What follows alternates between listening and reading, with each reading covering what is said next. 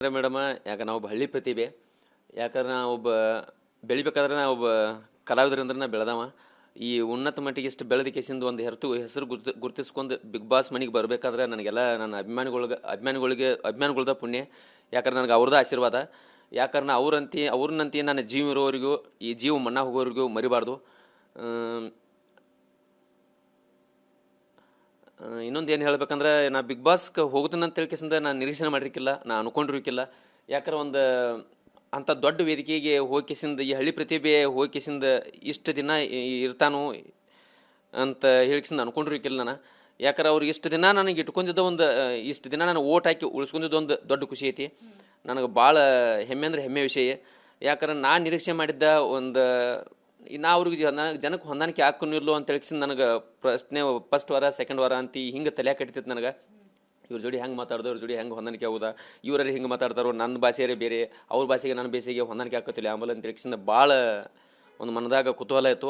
ಹಂಗೆ journey continue ಆಯಿತು.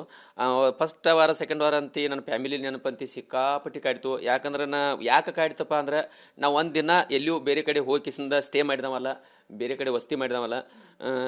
ಒಂದು ದಿನ ಆಯಿತು, 2 ದಿನ ಆಯಿತು, ಲಾಸ್ಟ್ 3ನೇ ದಿನಕ್ಕೆ ನಾನು ಮನೆಗೆ ಇರ್ತಿದ್ನಿ.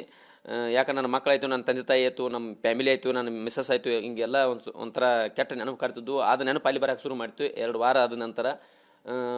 ಅದನ್ನು ಒಂದು ವಿಷಯ ಇಟ್ಕೊಂಡು ಕಿಸಿಂದ ಒಬ್ಬರು ನಾಮಿನೇಟ್ ಮಾಡಿರು. ನಾಮಿನೇಟ್ ಮಾಡೋಣ, ಅವಾಗ ನಾನು ಕಣ್ಣೀರು ಹಾಕಿನಿ. ಅವ್ರಿಗೆ ನನ್ನ ಮನಸ್ಸಿನಾಗಿಂದ ಹೇಳ್ಕೋದು ತಪ್ಪೇನಾ?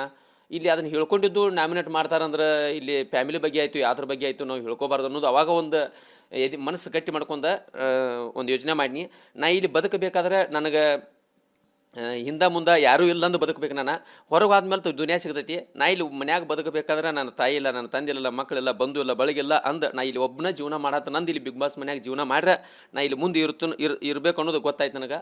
ಆ ನಂತರ ಡಿಸೈಡ್ ಮಾಡ್ಕೊಂಡು ನನಗೆ ಯಾರೂ ಇಲ್ಲ, ನಾ ಇಲ್ಲಿ ಇರಾಮ ಒಬ್ಬ, ನನಗೆ ಇಲ್ಲಿ ಯಾರೂ ಇಲ್ಲ ಅಂತ ತಿಳ್ಕೊಂಡು ಜೀವನ ಮಾಡಿನಿ. ಅಲ್ಲಿಂದ ಫಸ್ಟ್ ಡೇದಿಂದ ಒಂದು 91 ದಿನ ಕಳೆದಿವ್ರಿ. ಖುಷಿ ಆಕೈತಿ.